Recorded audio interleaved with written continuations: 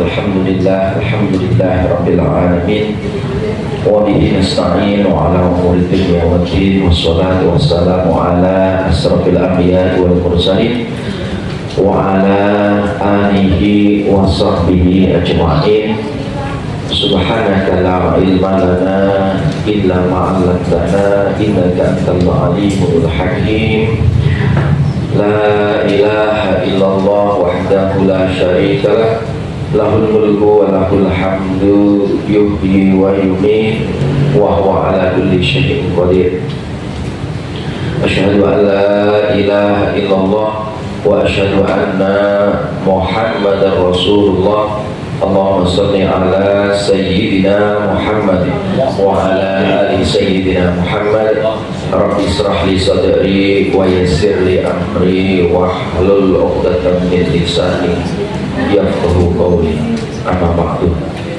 Bapak Ibu jamaah yang dirahmati Allah Subhanahu wa taala, mari sebelum acara kita mulai bersama-sama kita berdoa, kita mohon kepada Allah Subhanahu wa taala semoga sore hari ini Allah berkenan membuka pintu pikiran kita, membuka hati kita, sehingga apa yang kita pelajari di kesempatan sore hari diberikan pemahaman oleh Allah, dan yang kedua kita bisa mengamalkannya, bisa mempraktekannya dalam kehidupan kita.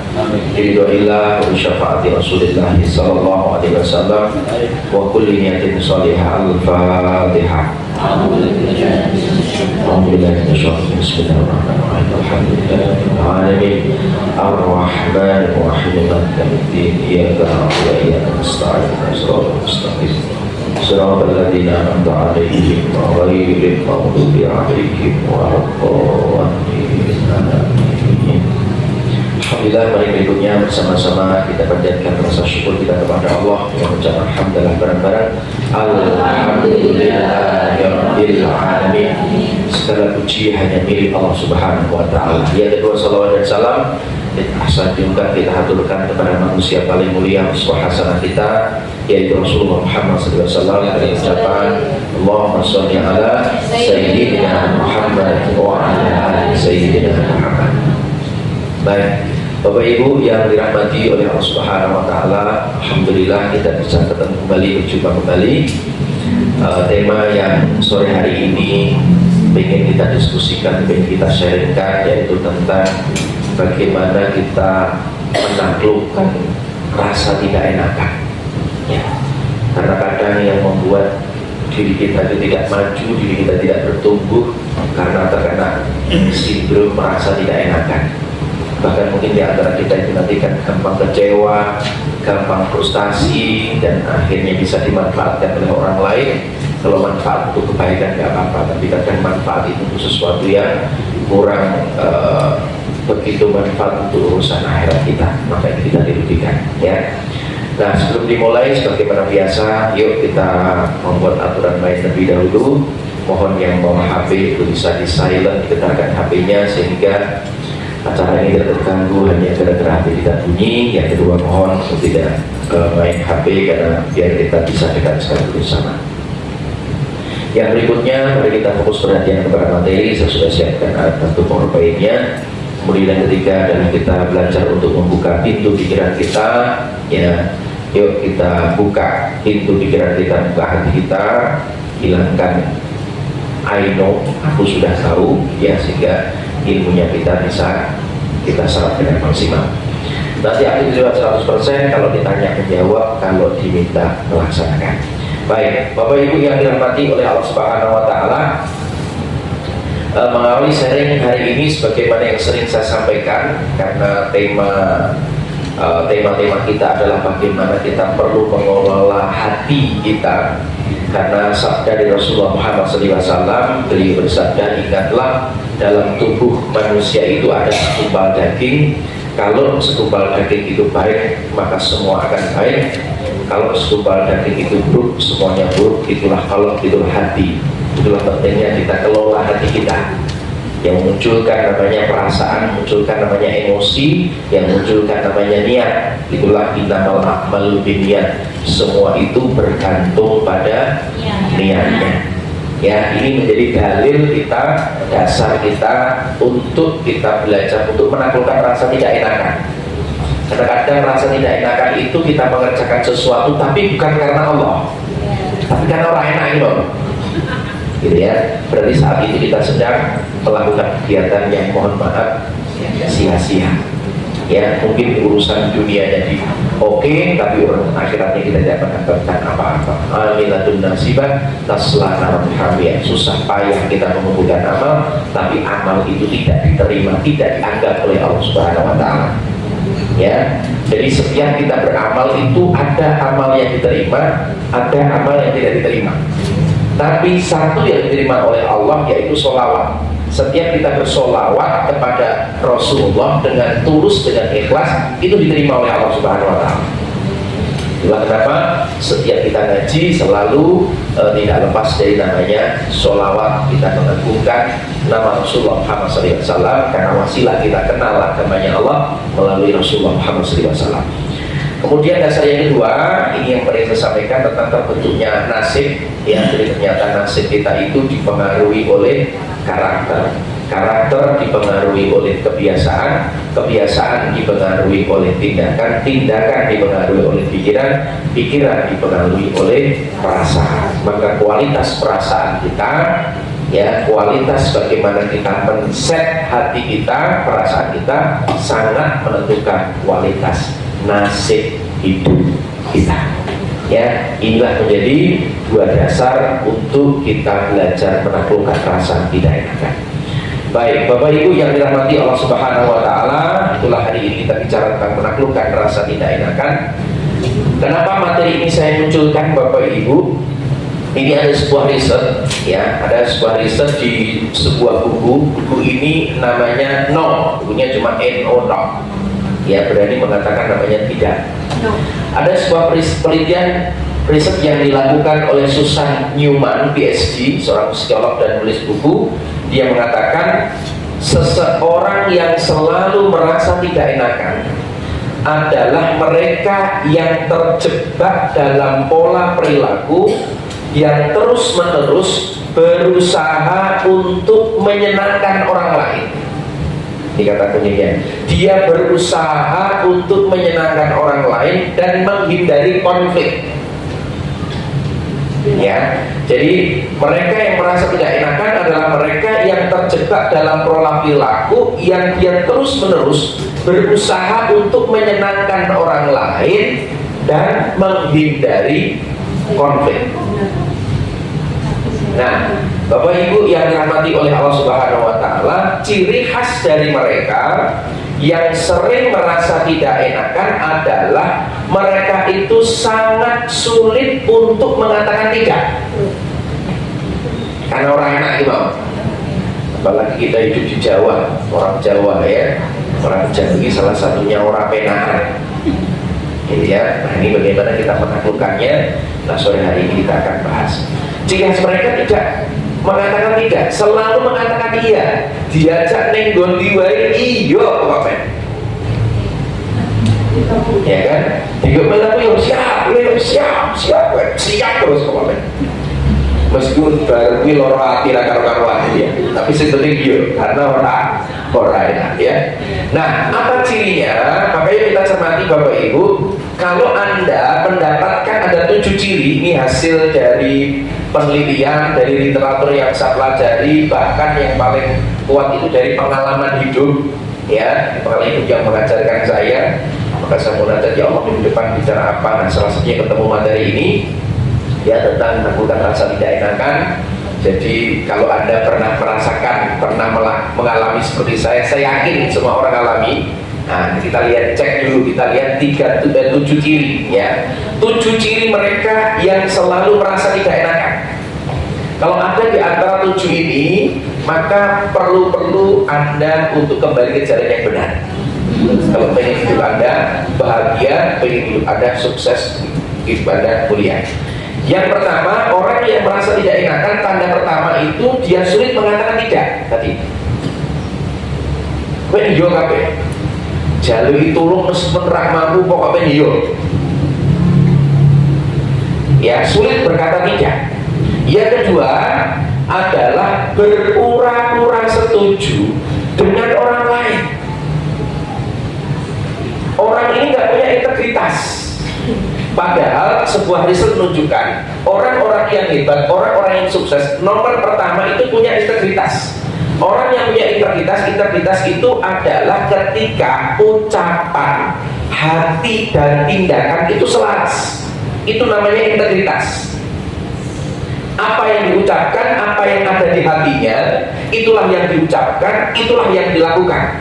Itu namanya integritas. Jadi orang-orang hebat itu ternyata syarat pertama nomor satu adalah dia punya integritas. Nah, hati-hati orang-orang yang merasa tidak enakan, dia berpura-pura setuju, berpura-pura sepakat, tapi jajannya tidak sepakat. Jajannya tidak gelem, tapi karena orang enak, dia pura-pura setuju.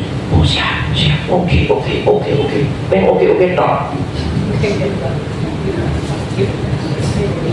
Ya, ini ya, yang kedua, berpura-pura setuju dengan orang lain. Ya, yang ketiga, tanda yang ketiga, merasa bertanggung jawab atas perasaan orang lain. Nah, dia merasa bertanggung jawab atas perasaan orang lain. Nanti kalau orang lain tersinggung piye? Nanti kalau marah gimana? Mengenai wong tidak berkenan piye? Nah, ini ya tandanya ya. Dia merasa bertanggung jawab atas perasaan orang lain, padahal perasaan orang lain itu di luar kuasa kita, di luar kontrol kita, Bapak Ibu. Iya kan? Ya kan? Di luar kuasa kita. Tapi orang yang tidak enakan, ya, dia merasa bertanggung jawab atas perasaan orang lain. Tapi dengan kata tertentu ya, jangan berhenti terus gara-gara acara itu semua bukan ya. Nah, nanti kita lihat solusinya kan gimana ya. Tapi orang yang merasa tidak enakan, tandanya itu dia merasa bertanggung jawab atas perasaan orang lain gitu. Ya, padahal perasaan orang lain di luar kuasanya. Bahkan kata Exportex, seorang psikiater dari Rusia, dia mengatakan bahwasanya salah satu akar ketidakbahagiaan ketika kamu menaruh kebahagiaanmu lewat mulut orang lain. Nah, yang keempat, ya, kesulitan melakukan sesuatu untuk diri sendiri. Nyangking baiknya Anda karena tidak enakan. Anda itu mensukseskan orang lain, sedangkan diri Anda untuk kepentingan diri Anda itu tidak Anda pikirkan. Ya, kesulitan untuk melakukan sesuatu untuk diri Anda sendiri berarti karena dia tidak punya prinsip. Untuk dirinya dia tidak memperhatikan untuk kepentingan diri. Dan yang kelima, Bapak Ibu, takut orang lain marah. Nek wong marah piye, nek wong nesu piye, wong muring-muring piye, ora enak. Ya, dan Bapak Ibu, yang keenam, memerlukan pujian untuk merasa baik. Untuk merasa baik jenengan butuh pujian, butuh sanjungan, butuh tepuk tangan. Padahal nyamuk saja itu mati gara-gara tepuk tangan. Ya. Ya, itulah jangan terlena dengan pujian, karena sebagian orang pujian itu karena orang enak. Ya. Dan Bapak Ibu, yang ketujuh adalah terlalu sering minta maaf. Minta maaf itu baik, ya, tapi sidik-sidik, keliru sidik, maaf bolak-balik. Mana ngomongnya? Kok ya? Orang beda, akhirnya kakian minta maaf. Minta maaf itu baik, istimewa, ini keren. Tapi gara-gara minta maaf, borong-borongnya orang enak, bulan-balik terus, berarti Anda terkena sindrom orang yang merasa tidak enakan. Bapak Ibu yang rahmati Allah Subhanahu Wa Taala, dari 7 ini, adakah ciri itu ada pada diri Anda? Ada atau banyak? Kok kabeh dulu ya. Berarti kita senasib penanggungan Bapak Ibu. Nah ini ya. Ini ya. Kira-kira ada nggak yang 7-7-nya ada pada diri Anda? Wah, kalau ya panas bener ya Allah. Ya kan? Guru-guru rakenaan ya kan akhirnya pura-pura setuju padahal dia kan setuju ya. Setelah dia kan setuju mengikuti baru gelo ya Allah, Pak aku melu gelo ya Allah. Ya, ini 7. Nah, kalau Bapak Ibu ada 7 juta berarti ada fix, ini rata-rata ya, mungkin kalau bila 80-90% lah yang pernah mengalami. Nah, sekarang bagaimana caranya? Nah, sebelum kita bicara tentang langkahnya Bapak Ibu, bagaimana caranya, kita perlu ketahui tentang dampak negatifnya. Apa dampak negatifnya kalau kita merasa tidak enakan? Dampak yang pertama Bapak Ibu, dampak perihal kita akan bisa kehilangan harga diri. Kamu itu siapa? Kita nggak punya harga diri sehingga apa? Orang tidak menghargai diri kita karena kita tidak punya harga diri, tidak punya identitas. Ibu, identitas diri itu kita bunyikan klakson. Kowe jenengan iki sapa? Adek mau kemana? Itu kita nggak punya karena kita tidak enakan, kita nggak punya, kehilangan identitas ini. Jadi diri kita ini tidak ada, hilang Bu. Orang mohon maaf akan menyepelekan kita, akan mengesampingkan kita karena kita orang enakan, kita selalu mengatakan iya, tidak bisa mengatakan tidak. Sehingga orang akhirnya pelek ke awake dhewe, ngenek ke awake dhewe, sehingga orang tidak menghargai kita karena kita kehilangan identitas diri Bapak Ibu. Wah, aku mengalami rasanya seru Bapak Ibu.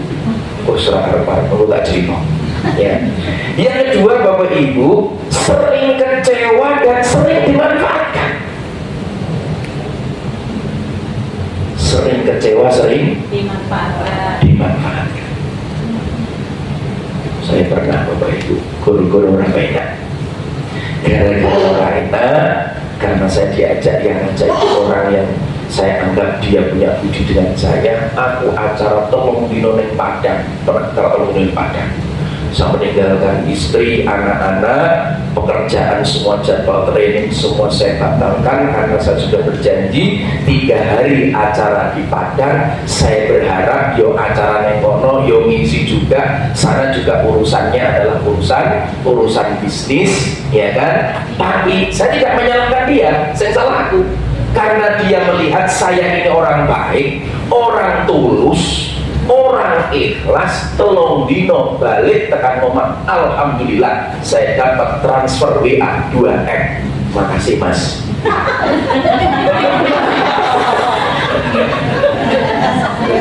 Makasih Mas, makasih Pak. Dengan itu luar biasa, istimewa, jos gandos.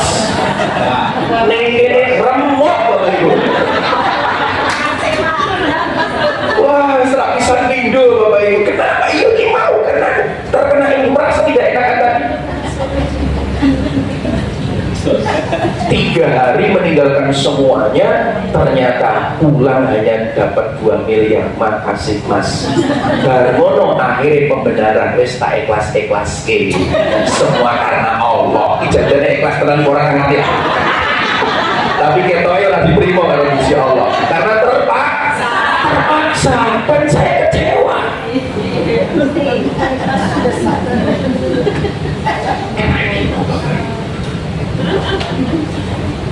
Ya kan sampai konco boleh ngomong ya otak jadi terlalu apik, terlalu ikhlas.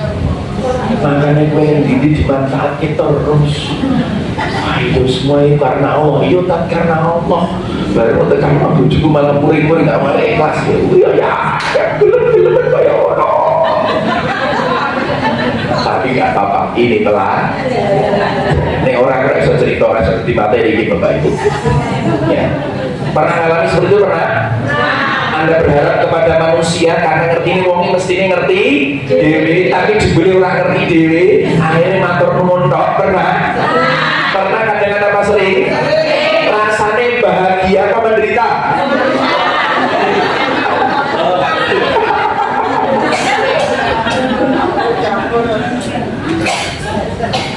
Ya kan? Nah, ini tolong cermati Bapak Ibu. Karena ada orang-orang modelnya memang model orang ini, mohon maaf, memanfaatkan kebaikan kita, memaafkan ketulusan kita. Tapi memang gak apa-apa, tapi kita juga harus punya prinsip, punya ketegasan. Setuju? Makanya yang ketiga Bapak Ibu adalah apa? Menimbulkan anxiety, anxiety ketakutan dan juga depresi. Akhirnya Anda timbul ketakutan. Nanti kalau orang itu tidak mau kerjasama dengan aku gimana ya? Kalau orang ini meninggalkan aku gimana ya? Muncul ketakutan dan depresi. Ya, kayak kita gak punya Allah saja Bapak Ibu. Dan yang keempat adalah apa? Mudah marah dan frustasi. Akhirnya kita akan mudah marah, mudah frustasi. Ngeri banyak ya kan? Sehingga orang lain maju luar biasa, awalnya dikira maju-maju Bapak. Halo? Siapa yang pernah ngalami belahan tangan? Alhamdulillah. Yang kanan boleh diangkat, taruh di pundak sebelah kanannya ya. Ditepuk pelan-pelan, ikuti kata-kata saya. Saudaraku, sahabatku, saya yakin dirimu pernah mengalami perasaan tidak enakan, bahkan bertahun-tahun itu Anda pendam, seakan-akan Anda menjadi orang baik, orang tulus, padahal remuk hatimu. Oleh sebab itu, hati-hati dengan rasa tidak enakan. Yang pertama, mengakibatkan kehilangan identitas diri, sering kecewa dan sering dimanfaatkan, menimbulkan ketakutan dan depresi, mudah marah, frustasi, akhirnya diikhlas-ikhlas disabar-sabar itu bertahun-tahun Anda lakukan. Selamat menikmati saudaraku. Gantian tangan kiri Bapak Ibu, taruh di benak turun sebelah kirinya ya. Saatnya pembalasan, pijit pelan-pelan, ikuti kata-kata saya. Alhamdulillah, terima kasih, aku sudah diingatkan. Ternyata selama ini aku jadi orang baik, orang ikhlas. Akhirnya niat baiknya, ikhlasnya bukan karena Allah, tapi karena orang enak. Akhirnya selamat menderita. Diterus-terus silahkan, monggo, aku tak larang gue.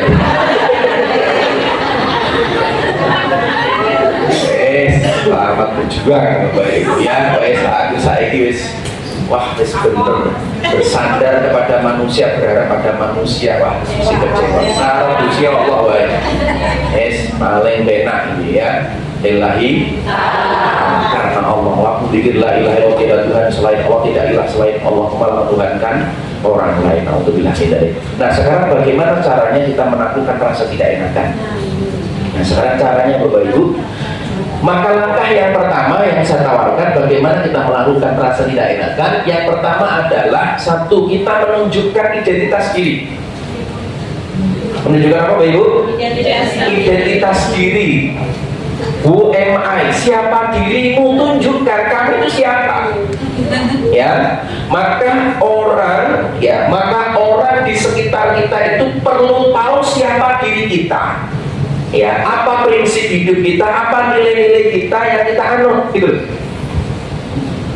Biar kita tidak didikte oleh orang lain, kita harus menunjukkan identitas diri kita. Siapa dirimu? Sebagaimana Bapak Ibu naik motor, ketika jenengan mau nyelip, apa yang jenengan lakukan? Rating apa ngebet? menyelip-nyelip di depan? Klakson. Pintin klakson itu fungsinya apa? Kasih tahu aku neng buri, aku ada mobil, ada motor neng buri, tin, aku menyelip, aku neng buri kan, gitu kan? Menunjukkan klakson diri kita, ini loh aku, gitu. Tunjukkan. Nah, bagaimana kita membuat identitas diri? Yang pertama, tentukan Bapak Ibu visi hidup atau kehidupan terbaik yang Anda akan wujudkan. Maka orang itu perlu tahu visi hidup Anda, tujuan hidup Anda, dan hendak kemana Anda melangkah. Kehidupan terbaik yang Anda ingin raih itu kayak apa? Ya, pastikan nanti pasangan hidup kita tahu, suami tahu, istri tahu, anak tahu, bahkan orang tua tahu, mertua tahu tentang visi hidup kita. Kita ini mau kemana? Aku memang Jakarta gitu. Sehingga memang orang saya ngajak neng Surabaya, jangan katakan orang aku memang Jakarta. Ya, pertama visi hidup. Visi hidup atau kehidupan terbaik yang kita wujud, kita ingin apa, nih mau kemana itu? Halo? Yang kedua, Bapak Ibu yang rahmati Allah Subhanahu wa Ta'ala, value atau nilai-nilai yang menjadi pegangan hidup Anda. Anda juga perlu punya value, punya nilai pegangan hidup Anda. Punya nilai, punya prinsip. Misal, saya punya prinsip, saya tidak merokok. Dimanapun, apapun keadaannya, siapapun mengajak, saya tidak merokok. Itu namanya nilai yang saya anut. Itu namanya prinsip. Ya, sekalian saya jelaskan yang ketiga, hal-hal yang kita sukai dan hal-hal yang tidak kita sukai. Maka kita perlu integritas. Kita orang itu perlu tahu nilai kita. Saya tidak makan anjing, saya tidak makan babi. Itu prinsip. Ya, ketika saya mendapatkan cerita dari teman saya yang satu prinsip dengan saya, singkat cerita di dunia pelatihan dan training, akhirnya dia dengan sebuah perusahaan, singkat cerita pimpinannya datang ke Semarang, dia minta wanita cantik untuk dicarikan wanita cantik penghibur untuk dirinya. Kemudian teman saya pun dia menolak, mohon maaf kalau itu kami tidak bisa menyediakan. Maka dia mau mengatakan, kalau kamu tidak bisa menyediakan, maka aku tidak mau deal dengan dirimu. Tidak apa-apa, silahkan cari vendor yang lainnya. Karena aku tidak mau menjerumuskan, menyengsarakan kehidupanmu, keluargamu, dan juga anak-anakmu. Monggo, saya tidak mau melakukan itu. Itu namanya prinsip, Bapak Ibu. Punya nilai, punya ketegasan. Hal-hal apa yang aku sukai, hal-hal apa yang tidak aku sukai. Ya, maka klakson, buat klakson dalam ditunjukkan, ini loh identitas aku kayak gini. Kayak di sini Bapak Ibu di Majelis Zikir As-Samawat, kita juga punya prinsip. Satu, kita pakai tahlil, kita pakai sholawat, maulud Nabi dan sebagainya. Itu prinsip yang kita pakai, Bapak Ibu.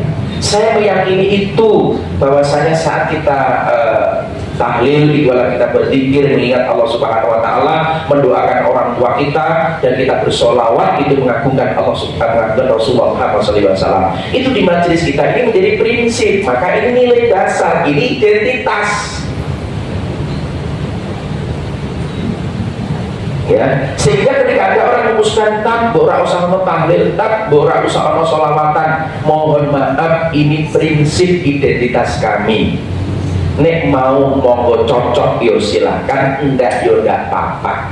Kita punya prinsip. Setuju? Sepakat ya? Jangan sampai jenengan nggak punya identitas. Anda mau kemana?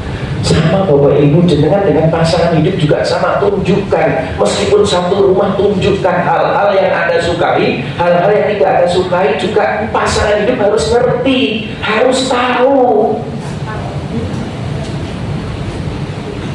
Halo? Kalau belum punya silahkan punya, miliki Bapak Ibu. Satu, visi hidup kehidupan terbaik yang tidak kita wujudkan. Kita punya kehidupan yang terbaik yang kita wujudkan, Bapak Ibu. Saya juga punya kehidupan terbaik yang ingin saya wujudkan. Bapak Ibu, saya jadi juga punya. Di dalam keluarga itu perlu, Pak, yang kita buat sehingga kita tidak didiktir oleh orang lain, tidak didiktir oleh lingkungan sekitar kita, karena kita punya prinsip. Misal, contoh, ini kalau saya tegas, kalau di acara 17-an, ya, acara malam tirakatan, kalau RT atau RW dan nanggap dangdutan, undang artis, saya tidak akan ikut partisipasi. Saya nggak mau urunan, itu prinsip. Ini saya ya. Ya, kalau untuk pembangunan dan sebagainya, nah ini monggo. Kalau itu mohon maaf, saya tidak mau. Pak RT, Pak RW mohon maaf kalau nanti urusan untuk bayarnya adalah untuk sewa untuk artisnya. Mohon maaf Pak RW, mohon maaf Pak RT, yang lain saja. Saya tak kasih parkir miskin. Untuk support yang lain saya siap. Nah, itu namanya prinsip. Guru-guru lainnya akhirnya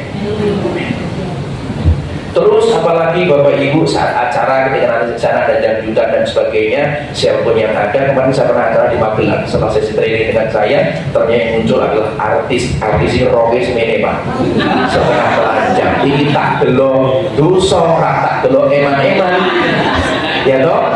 Bahkan panitia kuwi karena di luar kuasa, ya kan, ngundung Pak silahkan ke sini, kon mangan nang ngarepe artis jogetan. Ini tidak sesuai dengan nilai-nilai saya. Mohon maaf, saya pamit Pak, saya izin ya, saya agak istri, saya ada anak-anak, tak jalan-jalan dulu sama lo itu Pak. Iya nggak apa-apa, jangan saya aku nengono daerah enak ya, aku nengono bisa jadi malah jadi bolone deh Bapak Ibu. Oke, saya tinggalkan, itu prinsip Pak. Halo, bukan malah alasan orang pena akhirnya mengarep melu ngecas di sana.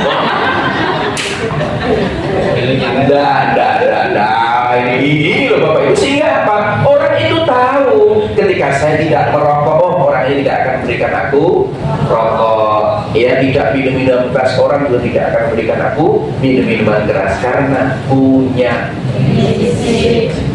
identitas. Halo? Yang kedua Bapak Ibu, untuk menaklukkan rasa tidak enakan, yang kedua adalah bertanya kepada diri sendiri. Yang kedua kita bertanya, ya, apa pertanyaannya? Sebelum membuat keputusan, tanyakan pada diri Anda, takok ini pada dirimu. Apa pertanyaan? Pertanyaan pertama, apakah yang orang mengajak itu sejalan dengan visi dan value hidupku, nilai hidup, kira-kira sejalan enggak? Kalau sejalan saya siap, kalau tidak sejalan pikir dulu. Maka kalau saya di perumahan Bapak Ibu, saya mengusulkan sesuatu yang saya mampu untuk melakukannya. Itu prinsip Pak. Misalnya di masyarakat itu ada sesuatu yang mohon maaf saya tidak klik, saya tidak pas, ya, saya tidak setuju, tetapi saya tidak mau untuk menyelesaikan masalah itu. Maka apa yang saya lakukan? Yang saya lakukan adalah apa? Saya cenderung diam, saya ikut. Tapi ketika hal itu dalam kuasaku, aku bisa mengatasinya, aku bisa melakukannya, maka saya usul. Ya, biar apa? Biar orang tahu kita ini punya integritas, kita itu tanggung jawab, usul tapi gelem tanggung jawab. Ojo kaca mayasi kaki Anda kemana emosi. Anda tidak punya jati diri, nggak punya integritas. Nih masyarakat kakean usul daki melangit tapi rono eksekusi nih. Ya kan? Usul kabeh wong iso Bapak Ibu, usul. Ya, maka tanyakan dulu Bapak Ibu. Kemudian yang kedua, apakah ini sesuatu yang benar-benar ingin saya lakukan? Kira-kira apa ini enggak? Ya, apakah ini sesuatu yang benar-benar saya ingin lakukan? Dan yang ketiga, apakah saya punya waktu untuk melakukannya? Ini terpenting. Kira-kira punya waktu enggak toh? Saya punya kemampuan enggak toh? Saya punya waktu enggak toh? Jangan sampai jenengan guru-guru enak, jenengan unik, jenengan rantui waktu untuk keluarga enggak ada, untuk anak enggak ada, karena jenengan unik kabeh. Ini Bapak Ibu. Maka hidup kita itulah kenapa satu, kita harus punya prinsip, punya identitas, siapa diri kita. Ya, yang kedua, ketika dengan melakukan sesuatu bertanya pada diri sendiri. Yang pertama, apakah ini sejalan dengan visi dan misi hidup saya? Yang kedua, apakah ini sesuatu yang benar-benar saya ingin lakukan? Yang ketiga, apakah saya punya waktu untuk melakukannya? Ono waktune ora, ya. Dan yang berikutnya adalah apa saja konsekuensinya jika saya mengatakan iya. Konsekuensinya apa?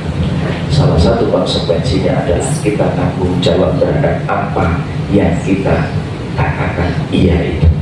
Seperti alhamdulillah tadi perjalanan saya juga merenung, alhamdulillah bersyukur kepada Allah, istiqomah kita ngaji di majelis di Ashamat ini Bapak Ibu, di Walter sudah sekian tahun, alhamdulillah saya syukuri Bapak Ibu, di Ngaglik, kemudian ada di Beruang, ada di Candisari, ya itu kan hasil dari konsekuensi kita mengatakan iya. Kalau kamu mengatakan iya nih, yang pertama kamu punya waktu nggak? Saya punya waktu. Sejalan dengan visi misi hidup nggak? Sejalan. Karena saya ingin bermanfaat bagi banyak orang, salah satunya melalui perantara kita majelis. Karena punya, iya saya komitmen. Ya, apapun keadaannya, kalau sanggup untuk melakukan, saya akan jalan untuk melakukannya. Kenapa? Ini identitas. Setuju Bapak Ibu? Sepakat ya? Pasangan hidup Anda juga perlu tahu. Ya, meskipun itu suami, meskipun istri dan anak, ini perlu tahu tentang prinsip ini, sehingga mohon maaf pasangan hidup kita juga akan menghargai kita. Dia akan mengerti kita, apa yang kita sukai dan apa yang tidak kita sukai. Ya, nah kemudian yang ketiga, bagaimana caranya kita menaklukkan rasa tidak enakan? Yang ketiga adalah aksi yang konsisten. Kita juga perlu konsisten, Pak. Ojo sampai ngomong tok. Kita perlu konsisten, perlu istiqomah. Apabila aksi atau tindakan kita selalu konsisten dengan visi dan value kita, maka orang lain akan melibatkan kita untuk hal-hal yang selaras dengan kehidupan kita. Ini menarik. Kalau aksi kita konsisten, orang itu akan melibatkan kita sesuai dengan apa yang menjadi visi misi hidup kita.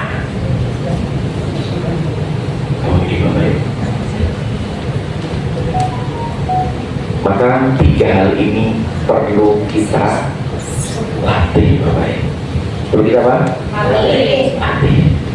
Nah, saya minta tolong tangan kiri diangkat, kiri diangkat, taruh di pundak teman sebelah kirinya, ditepuk pelan-pelan, ikuti kata-kata saya. Saudaraku, sahabatku, agar kita bisa menaklukkan rasa tidak enakan. Yang pertama, kamu harus menunjukkan identitas hidupmu. Kamu itu siapa? Dan mau kemana? Nilai-nilai apa yang kamu anut? Yang kedua, bertanya kepada diri sendiri sebelum memutuskan iya atau tidak. Yang ketiga, aksi yang konsisten, istiqomah akan menunjukkan siapa dirimu, dan orang-orang akan mengajak Anda yang selaras dengan visi hidup Anda. Gantian tangan kanan, saatnya pembalasan. Pijit pelan-pelan, ikuti kata-kata saya. Alhamdulillah. Terima kasih. Saya sudah diingatkan. Begitu menderitanya, rasa tidak enakan. Ewoh pekewoh, sing diewoi, ora ewoh blas. Saat itu kita menderita. Caranya, ayo kita taklukkan taklukkan. Yang pertama, tunjukkan identitas dirimu. Hal-hal yang kamu sukai dan tidak kamu sukai, orang itu perlu tahu, biar kamu tidak dimanfaatkan. Yang kedua, bertanyalah pada diri sendiri sebelum memutuskan iya tidaknya selaras tidak dengan visi hidupmu. Yang ketiga, aksi yang konsisten.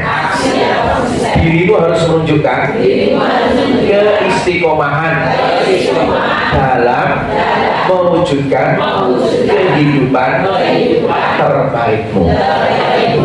Insya Allah hidup kita akan bahagia, tidak dimanfaatkan oleh orang lain. Alhamdulillah. Setuju? Masuk akal? Kadang-kadang mudah akal, masuk akal, masuk hati, masuk kantong. Alhamdulillah Bapak Ibu ya. Nah, maka Bapak Ibu, selain kita sharing, kita diskusi, tadi Anda bisa diskusi 2-3 orang dulu. Nanti kalau ada jawab persilahkan ya. Memang sesi bisa minta biar kita saling tanya jawab, biar kita tidak gagal paham. Bukan berarti akhirnya kita mengatakan tidak semua, bukan ya. Tapi kita bisa mengukur mana yang sesuai dengan visi misi hidup kita dan mana yang tidak sesuai dengan visi misi hidup kita. Ya, maka kawan-kawan, saudaraku, ada kata-kata mutiara Quds di sore hari ini. Menyenangkan orang lain memang tidak salah, bahkan mulia. Tetapi jangan sampai lupa dengan diri sendiri. Ya, mulai hari ini berlatihlah berkata tidak bila ajakan itu menjauhkan visi dan value hidup Anda. Nah, inilah yang banyak dimanfaatkan oleh para politikus untuk meraup banyak suara. Karena apa? Akeh sing ora maka hari ini kita yang tahu kita harus punya prinsip. Yuk silahkan Bapak Ibu berhadapan 3 orang, kita akan sharing. Yuk bercerita biar manfaat hari ini. Yuk cepat, dan selain kita ada tanya jawab, silahkan siapa tanya. 2 orang ya, cepat 2 orang ya. 2 orang berpasang-pasangan. Nah, ayo Bu, berpasang-pasangan. Oke, tolong Anda cerita. Satu, tolong Anda ceritakan apa yang Anda dapatkan di sore hari ini. Tolong Anda ceritakan. Mungkin Anda pengen bercerita tentang dahsyatnya merasa tidak enakan gitu. Cerita wah iya teman, apa terserah ya.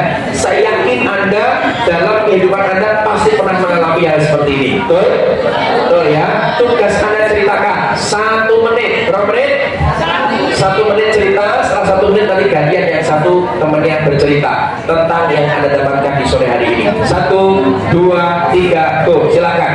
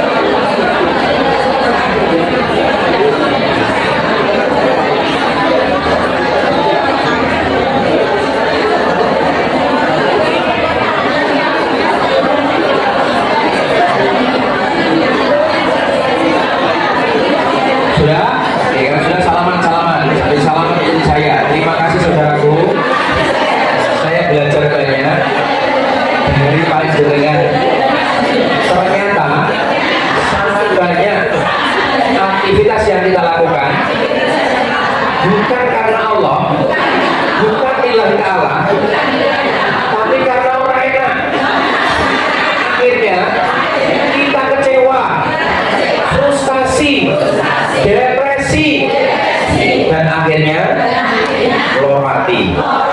Oleh sebab itu, mari bersama-sama kita belajar berkata tidak untuk hal-hal yang tidak selaras dengan visi misi hidup itu. Alhamdulillah. Pernah ngalami ngutangi koncone goro-goro ra enak, pernah ngalami akhirnya duitnya rak balik, pernah? Berarti niatnya karena orang nah bukan karena Allah. Maka nanti insya Allah niatnya ada niat membantu karena Allah, insya Allah dapat pertolongan. Tapi seringi goro-goro orang enak. Maka sekarang saya sudah mulai tegas Bapak Ibu. Kemarin teman saya waktu kuliah para satu kamar itu WA ya. Aku ngerti mungkin diutang burung nyaur, tapi seorang 5 tahun WA meneh. Assalamualaikum kabarin bos. Tak jawab biasa wae. Alhamdulillah saya. Jawabannya koyo ora pernah turu bareng wae. Biasanya kan gitu Bapak Ibu ya. Kemudian saya jawab lah, untuk piye lah, kenyataannya jadi kan juga muncul kemudian bilang lagi. Nah, aku tak mendapatkan sinyal itu saya menilai utang. Lah, itu mana loh? Sekarang sudah berani untuk mengatakan tidak. Kalau hatiku mengatakan tolong, saya tolong nekin filura daripada lorong. Mungkin Bapak Ibu mohon maaf, awal-awalnya kita akan disebut orang kayak disebut orang yang sombong. Betul? Betul ya? Tapi termati jangan sampai menaruh kebahagiaan kita lewat mulut orang lain. Ya kan? Saya ini berubah dan sebagainya. Monggo, itu awal kita agak aneh. Kita siap untuk tidak nyaman Bapak Ibu. Tapi percayalah, berikutnya nanti hidup kita akan enak, hidup kita akan nyaman gitu. Kita beramal pun niatnya bukan karena orang enak, tapi karena Allah, karena contoh Rasulullah. Itu yang kita pakai. Itu tulus ikhlas, itu luar biasa. Setuju? Ada pertanyaan? Monggo, saya persilahkan. Ada yang masih ganjel? Oh, silakan. Dengan kita bisa melakukan kesalahan depannya itu apa yang kita pasti ada hasilnya.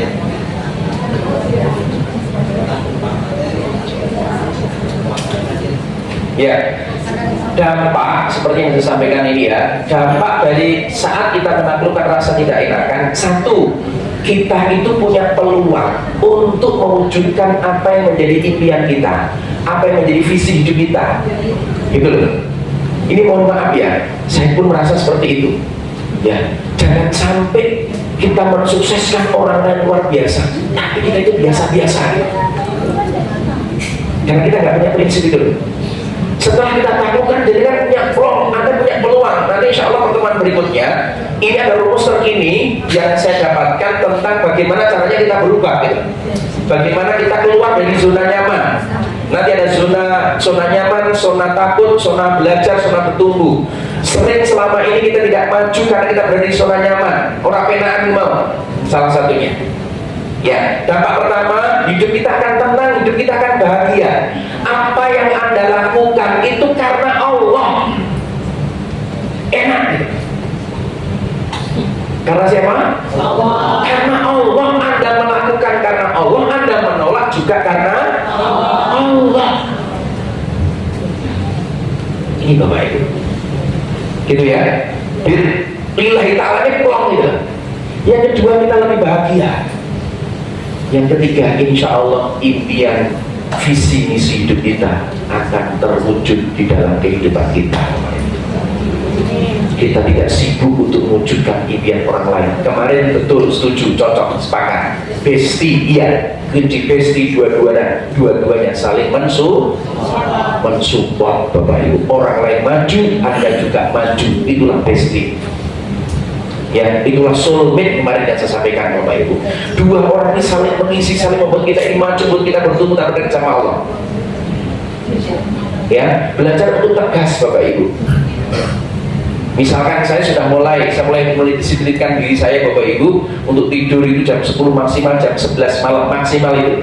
Maka nanti ini acara kumpul-kumpul dan sebagainya, acara lelean dan sebagainya, mohon maaf saya izin dulu ya. Apa izin? Takut istri ya, wes terserah. Ya kan, wes terserah. Tapi saya punya punya prinsip ini untuk kesehatan saya, untuk kehidupan saya. Kecuali kalau Riyadhah lain cerita, karena kita latihan dalam puasa kita, gitu ya. Oke, ya kita harus tegas karena kita yang punya hidup kita itu kita, Bapak Ibu. Kadang saat kita susah, orang itu nggak peduli dengan kita. Betul ya? Mau digeremeng-geremengnya tak. DC malah bisa sih, betul ya? Saat kita sukses kok sombong, gaya, kemaki, ngono loh. Nah, oleh sebab itu ini dampaknya Mas. Yang pertama, kita punya peluang untuk mewujudkan apa yang menjadi visi misi hidup kita. Salah satunya adalah bermanfaat bagi banyak orang, tapi sesuai dengan hati nurani kita. Yang kedua, hidup kita akan bahagia, hidup kita akan lebih tenang karena kita tidak menaruh kebahagiaan lewat mulut orang lain. Maka mohon maaf, hindari pencitraan. Jangan sampai Anda dicitrakan orang baik, ya. Jangan orang apik tapi dicitrakan baik. Wis apa anone paling kepenak, ya, nyaman. Ora guru jenengan ora penaan, ya kan? Akhir ana tamu ra duit di anak-anake, diutang-utangke, ana acara pernikahan, anake nikah ra duit di anak-anake, nyewa gedung entek ratusan juta, bar ngono akhirnya stres, ora balik modal meneh. Wis monggo nek jenengan selamat menikmati silahkan Bapak Ibu. Wong gremeng rasane awake dhewe mung sedina rong dina bar kuwi yo keseleran Bapak Ibu. Ya kan? Karena jenengan tak penak jenengan pikir terus. Loro ati akhirnya. Susah dewi. Ya, itu kita sendiri. Gitu ya Mas. Oke, yang lain monggo Bu. Monggo Pak. Yuk, silakan. Terima kasih Kak. Apakah rasa tidak enakan itu serangkaian sebulus searah dengan kebaikan dengan hal keburukan? Jadi misalkan kalau kita diajak dalam hal kebaikan, kadang-kadang muncul kita mendapatkan hidayah, mendapatkan keluar itu karena rasa gak enak dulu ikut. Misalkan pengajian pertama itu kata Allah, misalkan goro-goro ikut pengajian karena nggak rasa gak enak dulu, akhirnya terus dia ketemu soal apakah itu saya garis bawahi, apakah kalau masalah hal keburukan langsung tolak, kalau hal kebaikan apakah kita bisa menggunakan sambil ya. Jadi kan Anda sudah terjebak di tidak enakan dan dilalai tidak enakan itu menjadi enak, ya kan? Tapi pertanyaan saya Mas Wiwin, apakah semua orang mengalami yang sama seperti jenengan? Kan tidak. Ada orang yang diajak pengajian karena berguru enak, akhirnya ya wes enak berarti mali meneh. Kan ada, betul? Ada yang diajak awalnya gak enak, lama-lama dia menikmati, lama-lama menjadinya nyaman. Ya, jadi untuk hal yang kebaikan itu lagi kita diajak ke arah kebaikan, sesuai nggak dengan visi misi hidup kita, kan itu? Sesuai nggak dengan apa yang diajarkan oleh Rasulullah Muhammad SAW? Itu ya, yang ingin saya tekankan di situ. Ya, kita diajak santunan. Oh siap, kenapa? Oke, majelis kita mengajarkan untuk santunan. Rasul juga cinta kepada anak yatim, maka kita melakukan namanya santunan. Gak enak, gak apa-apa, tapi untuk kebaikan dan Anda mampu jalan. Yang tidak enakan ini yang saya maksudkan adalah apa? Yang tidak enakan ini adalah Anda menuntungkan seseorang, sedangkan diri Anda itu menderita gitu. Ya kan? Kayak orang, ya nggak salah, yang salah saya memakai jasa saya untuk acara perusahaannya karena dikenal saya orang baik, orang tulus, gowo aku telung dino orang apa-apa untuk mengurung miliar. Makasih Mas, ya. Ya kan? Berarti kan saat itu saya selesaikan kecewa, betul? Betul ya? Karena pikir saya paling wongi ngerti ini. Kalau sosial kebaikan nggak ada Mas Wiwin. Seperti teman-teman yang ada di tim penggerak, ini kan semua tulus karena Allah. Awalnya mesti orang enak ditunjuk Bu Titi, dikasih referensi dan sebagainya. Awalnya nggak enak, tapi lama-lama sebenarnya kan aman, mendapatkan kenikmatan, mendapatkan kebahagiaan, sehingga tidak enakan Anda hilang, tapi Anda menjadi nyaman. Yang tidak enakan ini dimanfaatkan, kecuali mohon maaf, jenengan tak suruh kumpulin duit, baru duitnya gue bayar ustate, jenengan gelem jadi tim penggerak, lah, jenengan dimanfaatkan. Sama saya datang, saya tidak dibayar, saya dengan Pak Bambang juga tidak bayar, karena memang akadnya tidak dibayar, maka saya tidak merasa dimanfaatkan dengan orang, ya sama sekali. Karena ini tulus ikhlas, saya niat, buktinya sudah sekian tahun istiqomah. Betul ya? Berarti tidak ada yang merasa dimanfaatkan. Wong kita itu tidak ada apa-apanya semua. Kita semua kumpul semua la ilaha illallah Muhammadur Rasulullah. Teman-teman kita, saudara kita di majlis di pusat sana, ya, yang dia memakan waktunya untuk pengobatan, sebuah pengobatan, untuk bangun majlis dan sebagainya. Mereka bukan karena tidak enakan, bukan tidak enak dengan kursi, tapi dia menikmati. Oh, ternyata enak ya berbuat baik, mendekat kepada Allah, tulus karena Allah. Maka mereka merasa tidak dibayar pun di jalan nggak dibayar memang. Orang lain melihat, kok gelem-gelemen, tapi karena dia sudah mendapatkan program yang berbeda, perasaannya beda. Setuju ya? Sepakat ya? Maka kaitannya dengan urusan kebaikan dengan curah pena, ya. Ini urusan kebaikan pena wae. Cuman yang bisa tekankan, mana ada orang-orang yang memanfaatkan kita dan mana ada orang-orang yang tulus bersama-sama membangun kepada Allah Subhanahu wa taala. Jenengan harus tahu ini, ya, dan jenengan harus siapkan akad. Iki akad opo, ya. Mas Wid, saya juga mendengarkan Mas Wid, suatu saat nanti aku minta tolong mesin cuci rusak, nih jenengan dibayar gelem mo. Waduh, sampai wah orang enak tak orang enak, orang enak, akhirnya gelem bisa, ya kan? Lah akhirnya kan kecuali Anda niatkan, bismillah aku niat Ustaz Amin jalan, ada masalah, Anda sudah niatkan. Yang bahaya itu tidak Anda niatkan, ngerti deh, padahal bukan ilmu kebatinan. Setuju? Sepakat ya? Nah, maka kalau saya di dalam dunia, saya kan sama training sama Ustadz ya Bapak Ibu. Kalau saya di Ustadz, saya tidak narik dan saya tidak pakai tarif. Orang ngasih saya terima, nggak dikasih saya nggak apa-apa. Dan ketika amplop sudah saya terima, karena saya niat semua karena Allah, tak cemplungin di kotak. Saya tidak membanding-bandingkan dari amplop satu ke amplop yang lainnya, karena niat kami ini semua karena Allah. Tapi kalau niatnya ini adalah bisnis, untuk produktivitas, untuk kemajuan instansinya, kemajuan untuk bisnisnya, untuk usahanya, wajar dong saya membuat namanya akad. Ya, jangan sampai akhirnya Ustaz Amin manus ini. Mohon maaf, istri saya butuh dapur ngebul. Ya, gitu ya. Maka jenengan juga harus sama terapkan dalam kehidupan. Ketika dengan berakad dengan orang lain, maka tegaskan ini akadnya apa? Apakah sosial, apakah bisnis? Kalau sosial, semua berarti sosial. Kalau bisnis berarti harus ada hitungannya, ada akadnya, bin sama-samanya tidak merasa dimanfaatkan. Di sini kita di majelis tidak ada yang saling tidak nyaman, semua insya Allah nyaman. Kalau salah persepsi dan sebagainya itu wajar, ya kan? Pengen ini ya biasa itu namanya ya organisasi kayak gitu Bapak Ibu. Tapi orang sampai jotos-jotosan, kenapa? Orang-orang beriman tidak pun masalahnya. Iya kan?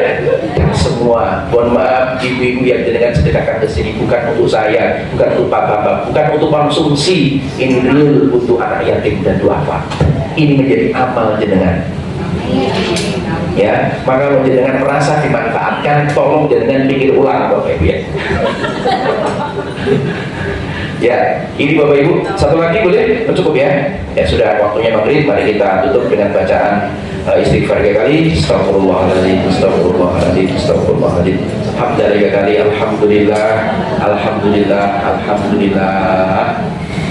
Bermajlis subhanallah bihamdika